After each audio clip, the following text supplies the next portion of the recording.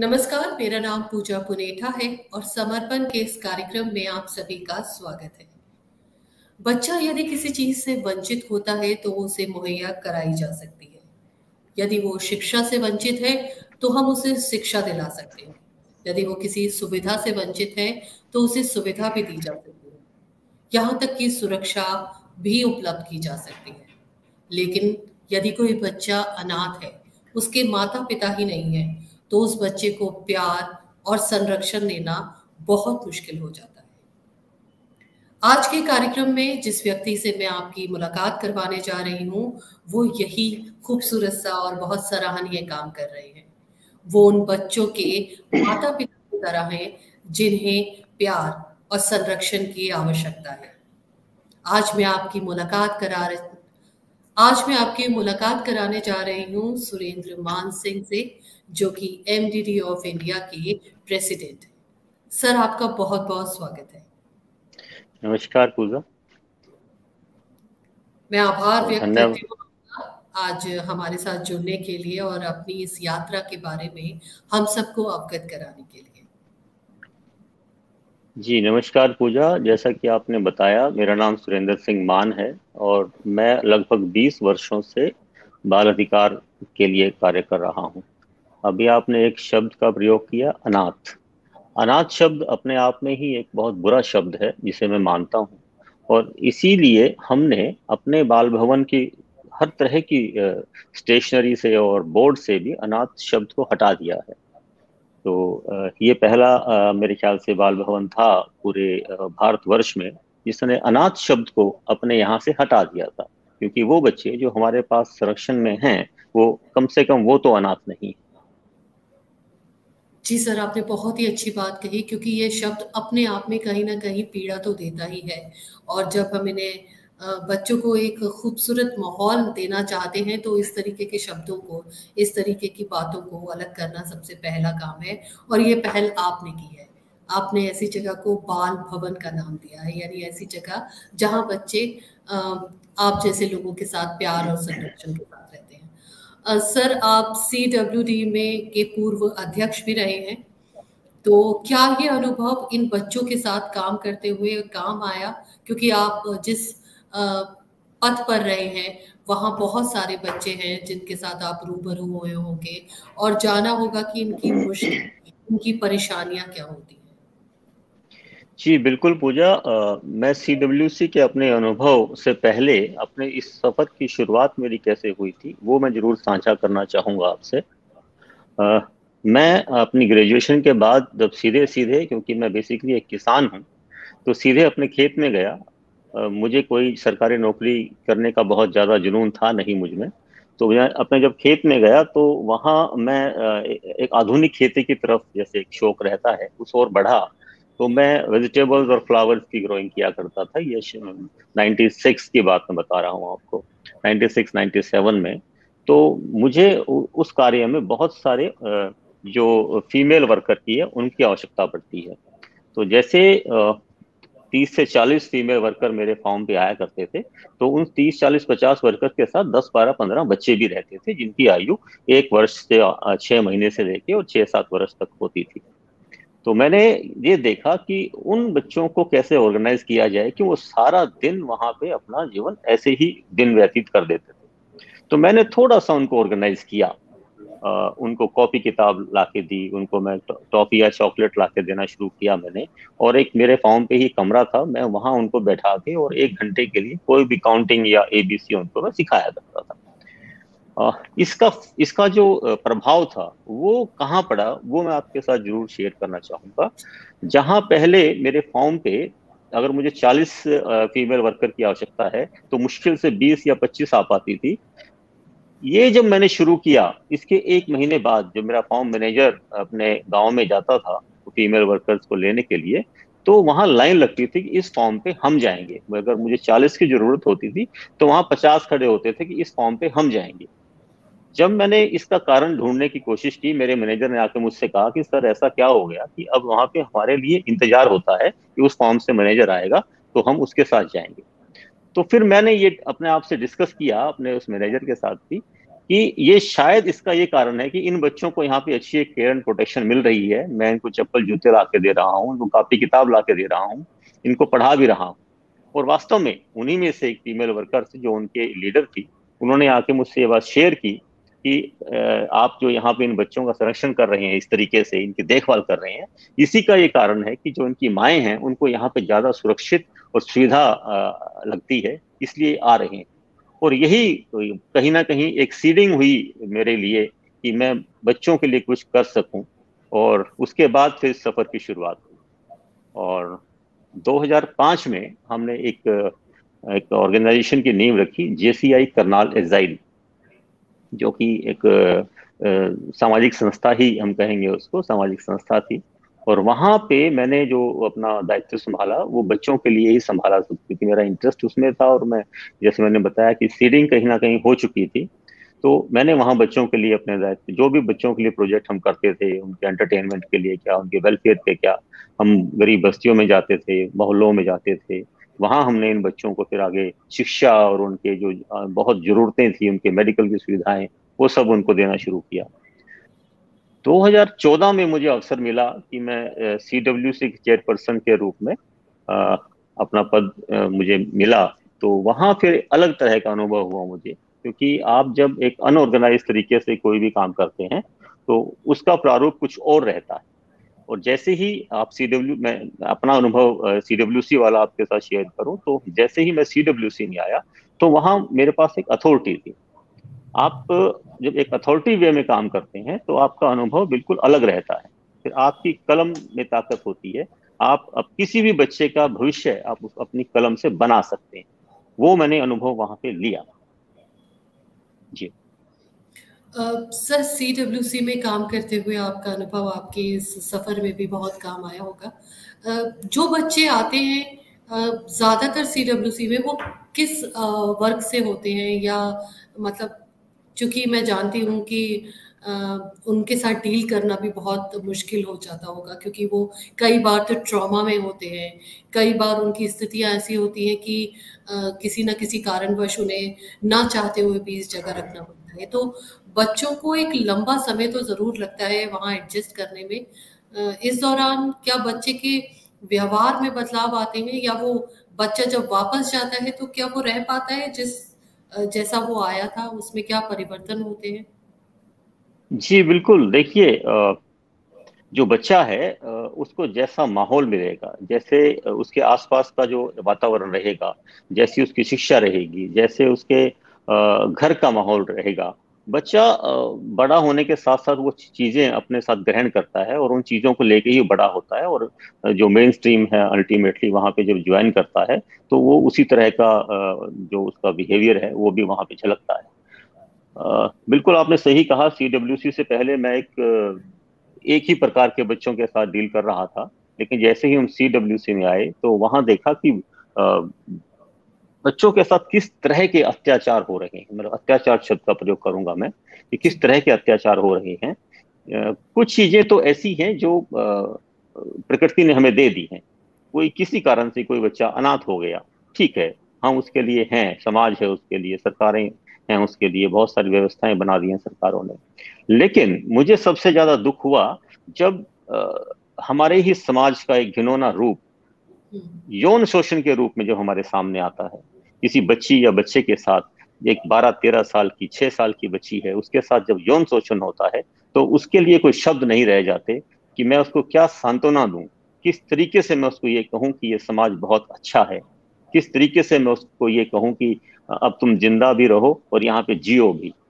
क्यों? उस तरह के बच्चे जो 10, 12, 14 साल की बच्ची होती है, वो कहीं ना कहीं एक अपने दिमाग में एक रूप बना चुकी होती है समाज का, कि किसी एक ने उसके साथ जो गलत किया तो सभी ऐसा ही कर सकते हैं मेरे साथ। तो उसको उस ट्रॉमा से निकाल के मेन स्ट्रीम में दोबारा से ज्वाइन करना, वो सबसे बड़ा चैलेंज रहता है किसी भी व्यवस्था के लिए जो बच्चों के लिए काम कर रही है, चाहे वो कोई एनजीओ है या कोई और अथॉरिटी है या कोई काउंसलर जो काउंसलिंग करते हैं उनके लिए है। तो मुझे सबसे ज्यादा दुख जब होता था जब मैं एक केस आपके साथ साझा करता हूँ। एक 12 साल की बच्ची, बहुत प्यारी सी बच्ची, जब मेरे ख्याल से वो पहला या दूसरा ही केस होगा मेरा, जब मैं CWC के चेयरपर्सन के पद पर मैंने ग्रहण किया पद। और वो 8 महीने की वो प्रेग्नेंट थी बच्ची। मेरे सामने उसकी फाइल रखी थी, मैं एक तरफ फाइल पढ़ रहा था उसके आने से पहले। मैंने एज पढ़ी उसकी, एकदम से शौक लगा कि 12 महीने, 12 साल की बच्ची है और 8 महीने की प्रेग्नेंट है, कैसे। मैंने पूरा उसकी FIR पढ़ी, उसके बाद काउंसलिंग रिपोर्ट्स मेरे सामने थी, और जब वो अल्टीमेटली बच्ची मेरे सामने आई तो मैं स्तंभ रह गया। बहुत प्यारी बच्ची, और बहुत मुस्कुराते हुए मेरे सामने बैठी थी वो। मैंने उससे कोई भी, मैं जब क्वेश्चन पूछता था तो वो सिर्फ गर्दन हिला के हाँ या ना का जवाब देती थी। और मैं जीवन में अपने इस कार्य को करते हुए पहली बार रोया उस बच्ची के साथ। आज भी जब मैं उस बच्ची की बात करता हूं तो मुझे आंखों में आंसू आते। लेकिन मेरे जो सीनियर्स थे उन्होंने मुझे समझाया कि ऐसे अगर आप बहुत ज्यादा इन्वॉल्व हो जाओगे तो हम शायद न्याय ना दे पाए बच्चों को। तो इस तरह के बच्चे, और फिर धीरे धीरे जब ये एक रूटीन हो गया, मुझे अपने आप को संभालना पड़ा, सीखना पड़ा, पढ़ना पड़ा कि मैं क्या कर सकता हूँ और किस तरीके से डील करना चाहिए मुझे इस तरह के बच्चों को। तो ये अपने आप में एक बहुत घिनौना स्वरूप है हमारे समाज का। मैंने CWC में रहते हुए तकरीबन 5,000 बच्चों के साथ डील किया है ऑन रिकॉर्ड। मैं या तो उनकी काउंसलिंग की है या वो बच्चे मेरे सामने आए हैं, और किसी न किसी तरीके से मैंने उनके साथ एक इंटरेक्शन की है। तो बहुत अलग अलग तरह के बच्चे, कुछ बच्चे, एक और मैं बात शेयर करना चाहूंगा, कुछ बच्चे जैसे हमारी घुमंतू प्रजातियां हैं, उनके जो बच्चे हैं उनके लिए भी मुझे बहुत दुख होता है कि वो कभी स्कूल नहीं जा पाते। क्यों? उनके माता पिता को शिक्षा का जो एक महत्व है उसके बारे में जानकारी ही नहीं है। और उनको अगर समझाया भी जाए इस बारे में कि शिक्षा आपके लिए क्या कर सकती है, वो उसको समझना नहीं चाहते। उनको आसान लगता है कि आप भीख मांग लीजिए, सुबह से शाम तक 300 400 500 रुपया आपका इकट्ठा हो गया, बहुत आसान है, ना मेहनत लगती है, ना कुछ और करना पड़ता है, काम करना पड़ता है। और चूंकि उनके माता पिता भीख मांग रहे हैं, इसी तरीके से फिर जो बच्चे हैं वो भी उनको फॉलो करते हैं कहीं ना कहीं। तो वो भी एक समाज का रूप मेरे सामने आया। और एक बहुत बड़ा चैलेंज आज भी है ये कि जो घुमंतू प्रजातियां हैं उनके जो बच्चे हैं उनको भीख मांगने से कैसे हटाया जाए, और उनको शिक्षा कैसे प्रदान की जा सके, ताकि वो मेन स्ट्रीम में ज्वाइन होके और जो हमारा देश है उसके समग्र विकास में वो हमारे सहयोगी हो सके।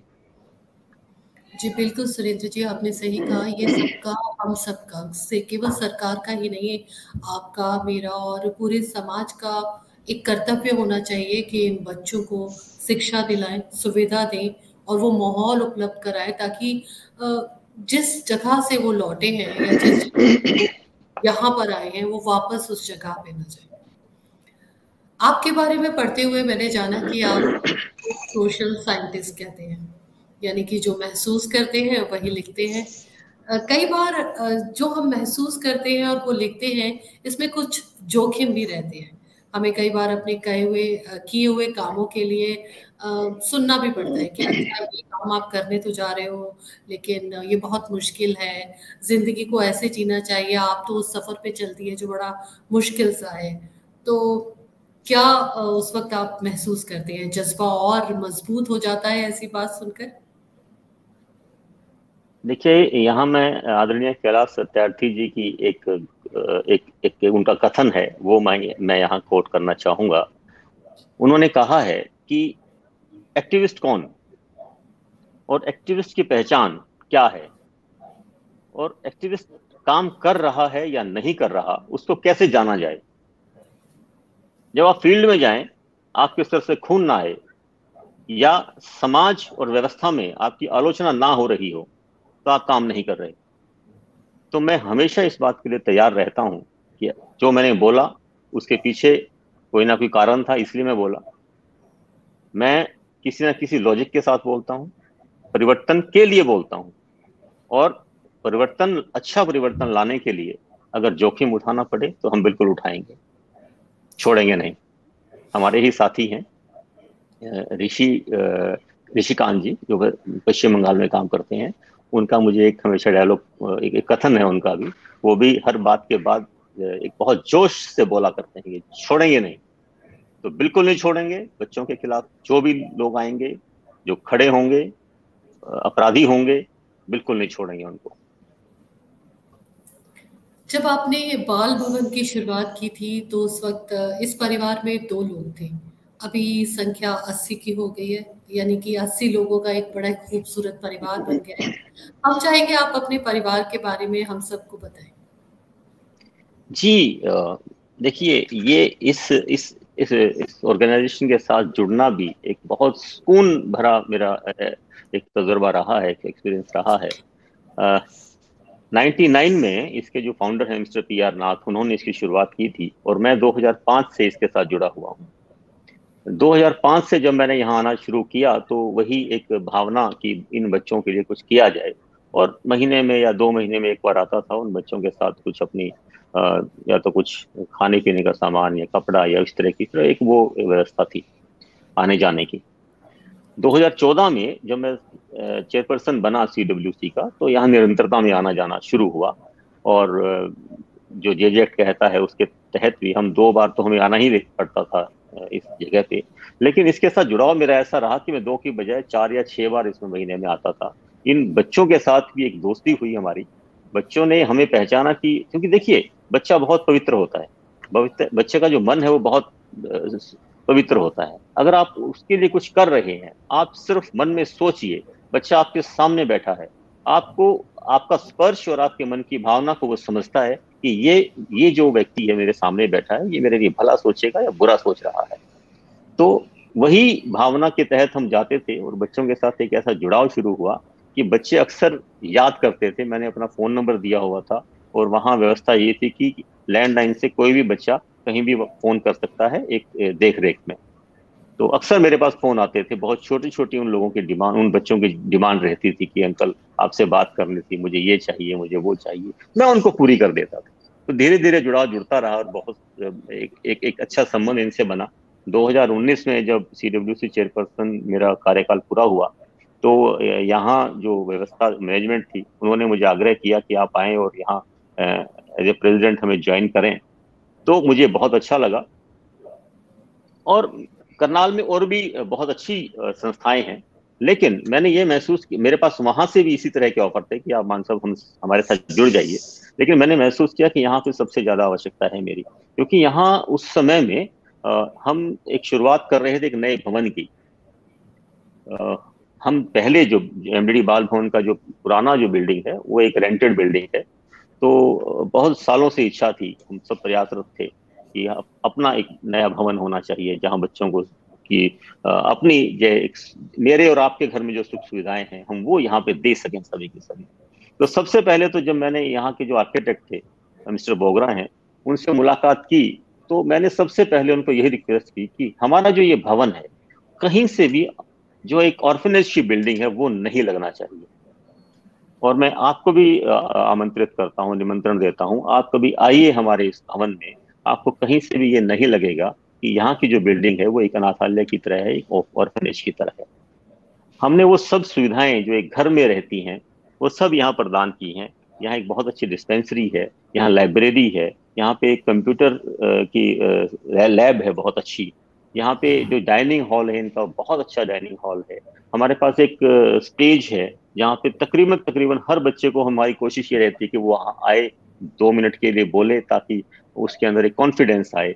हर संडे को हमने 11 बजे का समय इस बात के लिए निश्चित किया है, 1 घंटे का वो पीरियड रहता है कि जो 14 साल से ज्यादा उम्र के बच्चे हैं उनके साथ में किसी ना किसी एक ऐसी फीमेल या मेल जो पर्सनैलिटी है उसको बुलाया जाए यहाँ पे, और वो इंटरेक्शन करे कि वो कैसे पढ़े, किन किन चैलेंजेस का उन्होंने सामना किया, किस तरीके से वो यहाँ इस मुकाम तक पहुंचे, ताकि हमारे बच्चों को भी एक एक्सपोजर मिल सके, मोटिवेशन मिल सके कि हमें भी ऐसा ही बनना है। मेरे ख्याल से बहुत कम इस तरह के जो सीसीआईज हैं उनके अंदर ये व्यवस्था होगी कि हम बच्चों की शिक्षा पे बहुत ज्यादा ध्यान देते हैं, हम बच्चों की वोकेशनल ट्रेनिंग पे बहुत ज्यादा ध्यान देते हैं कि बच्चे जब 18 साल के हो जाएंगे या 23 साल के होने के बाद जब मेन स्ट्रीम में ज्वाइन करेंगे, तो उनके पास एक स्किल होनी चाहिए ताकि उसको अपनी आर्थिक स्थिति के लिए किसी के तरफ हाथ ना फैलाना पड़े, किसी के मुंह की तरफ ना देखना पड़े। तो ये बहुत इस छोटी छोटी चीजें हैं, अक्सर इन बातों की तरफ ध्यान नहीं दिया जाता। बहुत सारे मैंने सीसीआई को देखा है वो सिर्फ खाना पीना कपड़ों तक की या सोने की व्यवस्था तक ही सीमित रह जाती हैं। उसके बाद की जो एक जीवन के अंदर जो बच्चों के सामने परिस्थितियां आने वाली हैं, इस बारे में ध्यान नहीं देते। तो हमने यहाँ इन बातों का ध्यान दिया। हमारे पास एक छोटा सा हॉस्पिटल भी है, 5 बेड का। हमारे पास रूटीन में डॉक्टर आते हैं, एक एएनएम परमानेंट है हमारे पास इन सब कामों के लिए। हमने एक टीचर को रखा है। वो बच्चे जो कभी स्कूल नहीं जाते, क्योंकि बहुत विषम परिस्थितियों के कारण यहाँ बच्चे आते हैं। बहुत सारे बच्चे ऐसे रहते हैं जो 12 13 14 साल की उम्र तक भी कभी स्कूल नहीं गए होते। तो उन बच्चों को स्कूल में एडमिशन से पहले उस स्तर तक जिस आयु के वो हैं, उसकी क्लास तक लेके आने के लिए हमने यहाँ 2 टीचर्स को रखा हुआ है। वो उनको यहाँ पढ़ाती है। इसी तरीके से कंप्यूटर टीचर हमारी बिल्कुल अलग से है। जो बच्चे कंप्यूटर में इंटरेस्टेड रहते हैं, हम उनको कंप्यूटर की क्लास भी उनके लिए जाती है। उसके बाद तो जो बच्चा +2 पास कर गया है, हमने डिजिटल मार्केटिंग हम उसको सिखाने शुरू कर रहे हैं। क्योंकि लड़कियां हैं तो हम चाहते हैं कि वो अगर बाई चांस, जैसे पीछे कोरोना जैसी स्थिति थी, तो कंप्यूटर पे ही तकरीबन काम हो रहा था, तो हमने अपने जो वोकेशनल कोर्सेज थे उसके अंदर डिजिटल मार्केटिंग को भी जोड़ दिया था। तो हमारे पास अभी एक और आपके साथ अच्छी बात शेयर करना चाहूंगा। एक ऑर्गेनाइजेशन है आईसेक करके, वो इंटरनेशनल वॉलंटरी एक्सचेंज प्रोग्राम रहता है, तो वॉलंटरी एक्सचेंज प्रोग्राम, उसके तहत अभी हमारे पास 1.5 महीने के लिए इजिप्ट से एक डिजिटल मार्केटिंग का एक्सपर्ट आया हुआ है।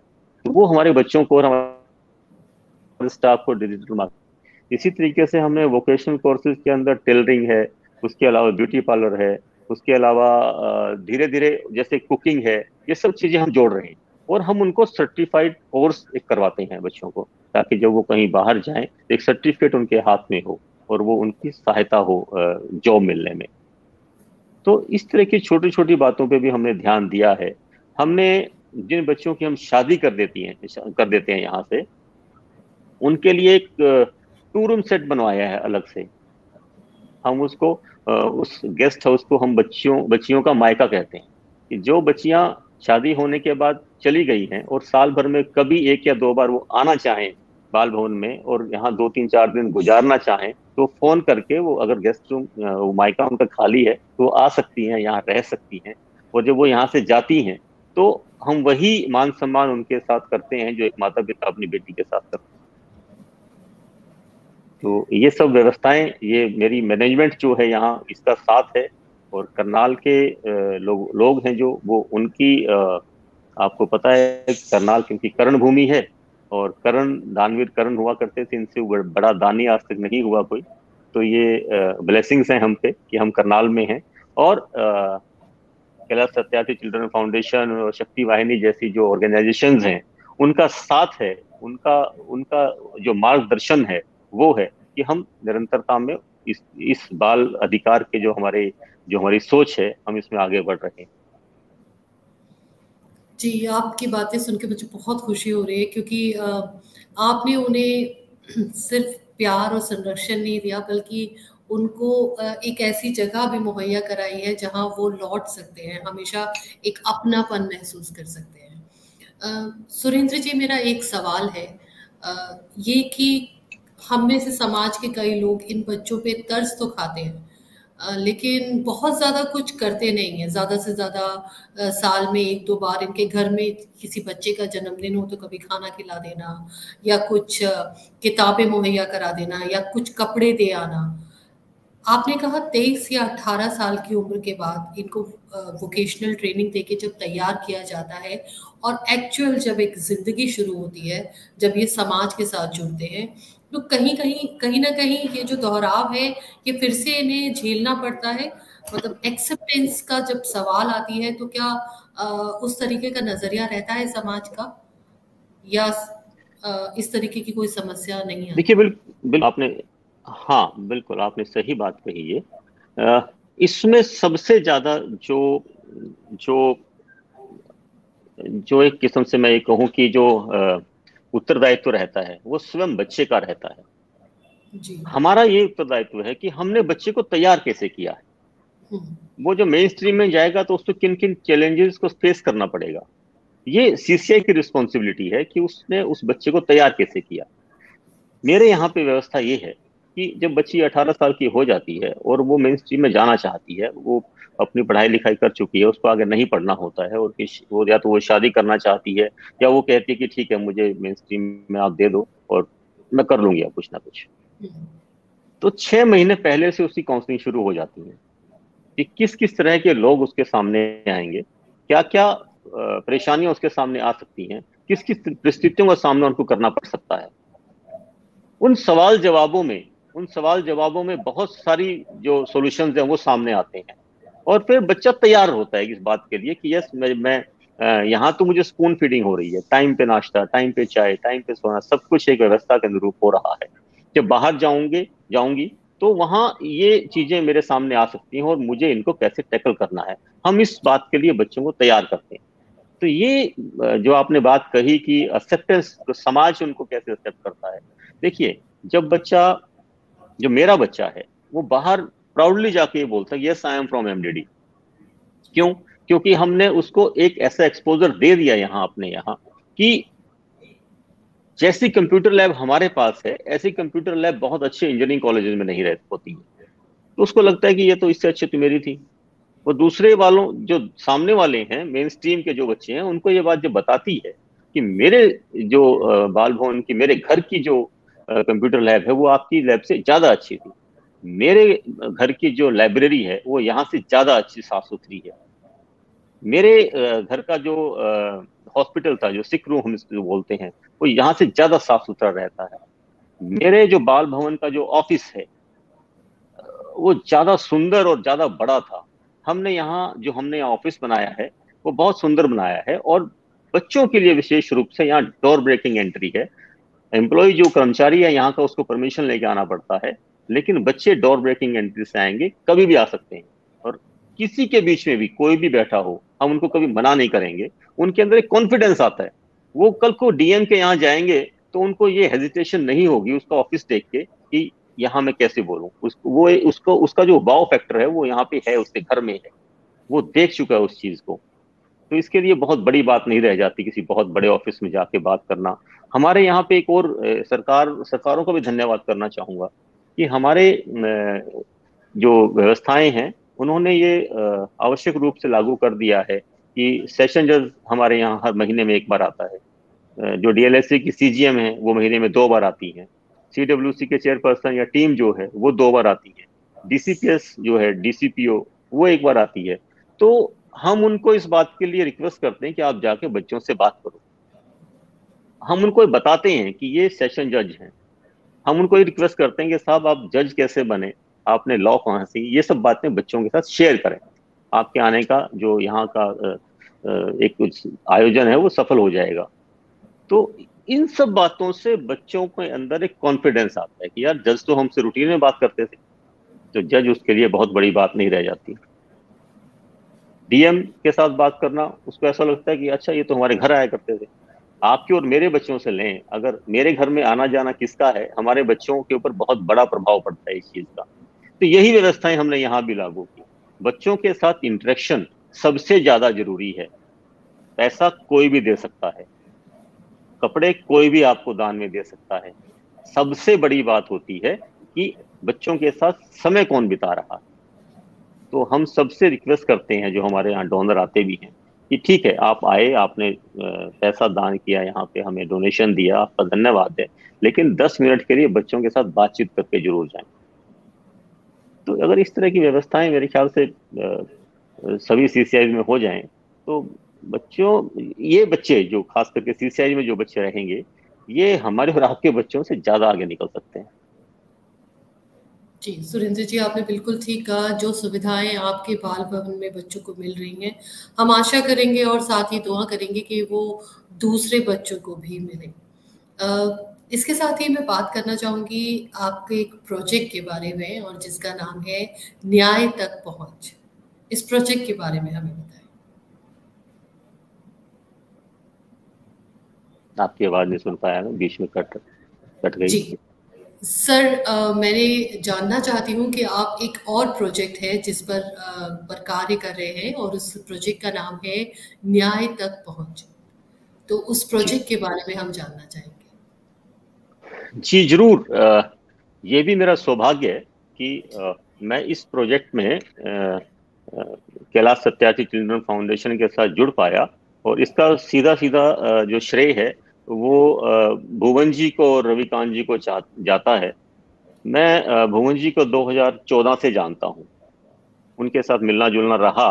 और अक्सर मेरी एक उनके उनसे निवेदन रहता था कि कभी अगर मौका आएगा तो मैं आपके साथ काम करना चाहूंगा, आपकी जो सोच है उसको धरातल पर उतारना चाहूंगा।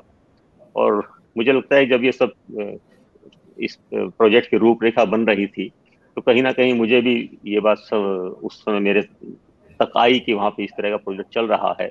और फाइनली मुझ तक ये बात पहुंची तो मैं बड़ी खुशी से भुवन जी के साथ गया और वहां सब ये चीजें डिस्कस हुई और उन्होंने कहा कि ऐसा कुछ है।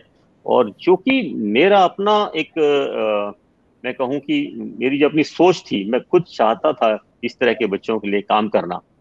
तो जब मुझे पता लगा कि एक्सेस टू जस्टिस इसी तरह के बच्चों के लिए काम कर रहा है तो मैंने उसको सहर्ष स्वीकार किया। और बहुत दिल से मैंने धन्यवाद किया भुवन जी और रविकांत जी का और हमारे मेरे जो आदर्श हैं कैलाश सत्यार्थी जी का, कि उन्होंने मुझे मौका दिया तो मैं करनाल में इस प्रोजेक्ट को इम्प्लीमेंट करूं, धरातल पर उतार सकूं। और बहुत सारे कारण भी थे इसके पीछे। जब मैं देखता था कि मेरे करनाल के अंदर जो पॉक्सो के अंदर जो कन्विक्शन रेट है वो सिर्फ 21% का है, 100 में से सिर्फ 21 ही लोगों को सजा हो रही है, 50% तो हॉस्टाइल हो जा रहे हैं। किस कारण से हॉस्टाइल हो जा रहे हैं वो जब मेरे सामने आए तो वो बहुत बड़ी एक वो मेरे लिए अगेन एक शॉकिंग थी कि सिर्फ इस कारण से कि कोई 1 लाख 2 लाख रुपया देके और अपने बच्ची के साथ जो शोषण हुआ है उसका वो सौदा कर रहा है। कारण सिर्फ एक कि वो न्यायालय तक जाने से डर रहा है, पुलिस तक जाने से डर रहा है। और उसके पास इतना पैसा और समय नहीं है कि वो न्यायालय तक जा सके, वकीलों की फीस दे सके, पुलिस तक जा सके, वहां अपनी बात रख सके अच्छे से। तो जब मुझे इस प्रोजेक्ट के बारे में पता लगा कि ये सब चीजें हम इसमें इन्वॉल्व होके हम जो व्यवस्था है, प्रशासनिक व्यवस्थाएं हैं, उनका उनके साथ खड़े हैं, वो कैसे काम कर रहे हैं, हम उनको हमको हमने उनको फैसिलिटेट करना है। मुझे एक हमारे ऑनरेबल जज हैं, उन्होंने ये पूछा ऑपरेशन की कारण कि क्यों इस प्रोजेक्ट को की जरूरत है। तो मैंने बड़े उन्हीं की एक न्यायालय का उदाहरण दिया उनको कि साहब सुप्रीम कोर्ट की जो एक जजमेंट है उसमें ये कहा गया है कि पोक्सो के जो ट्रायल है वो 1 वर्ष के अंदर आपको खत्म कर देने हैं और आपको उसको डिस्पोज ऑफ कर देना है केस को। लेकिन अभी मैं अगर करनाल की बात करूं उसको 2.5 से 3 साल लग रहे हैं औसतन। अब हो क्यों रहा है, हमने उन गैप को ढूंढना है कि ऐसा क्यों कि 3 साल लग रहे हैं। तो मैंने उनको एक छोटा सा उदाहरण दिया कि आपने एक तारीख के ऊपर ये इस्टेब्लिश करने को कहा आईओ को कि इस बच्ची का जो जन्म प्रमाण पत्र है वो अगली तारीख पे मेरे सामने पेश करो। और आपने 2 या 3 महीने की एक तारीख दे दी या 15 दिन की एक तारीख दे दी। वो आईओ स्कूल में गया तो उस दिन उस स्कूल का जो प्रिंसिपल था वो छुट्टी पे था, वो वापिस आ गया। अगली जब तारीख थी तो उसने आके जनाब जय हिंद करके बोला कि जनाब मैं गया था, छुट्टी पे था प्रिंसिपल, तो इसलिए मैं नहीं ला सका उसको। तो उसने फिर एक तारीख दे दी, यस अगली बार जाएंगे तो आप लेके आएंगे। उसने फिर 1 महीने की या 1.5 महीने की तारीख दे दी। और उस अगली तारीख पे उस आईओ की अपनी ही एक और केस के अंदर हाई कोर्ट में पेशी थी। तो वहां से वो परमिशन लेके और वहां नोटिस करके और चला गया हाई कोर्ट में। दूसरी तारीख लग गई। तीसरी तारीख पे उस आईओ की कहीं कानून व्यवस्था के बंदोबस्त में ड्यूटी लग गई। तो इस तरीके से 6 महीने निकल गए एक छोटे से डॉक्यूमेंट को न्यायालय के सामने पेश करने में। हमने उस आईओ को रिक्वेस्ट की कि साहब ये चीज हम आपके लिए कर देते हैं, आप हमें दीजिए। मेरा जो आईओ आउटरीच वर्कर है मैंने उसको जिम्मेवारी सौंपी कि आज अगर प्रिंसिपल नहीं मिलता तो कल फिर जाओ। और हमने ये काम 3 दिन में उसको करके दे दिया। जो काम आप 3 महीने में नहीं कर पाए हमने वो 3 दिन में करके दे दिया। तो कितना बड़ा गैप था जो हमने 3 महीने को 3 दिन में समेट दिया। दूसरा मैंने उसको एक उदाहरण दिया कि आपके विक्टिम विटनेस के लिए आना है आपके सामने।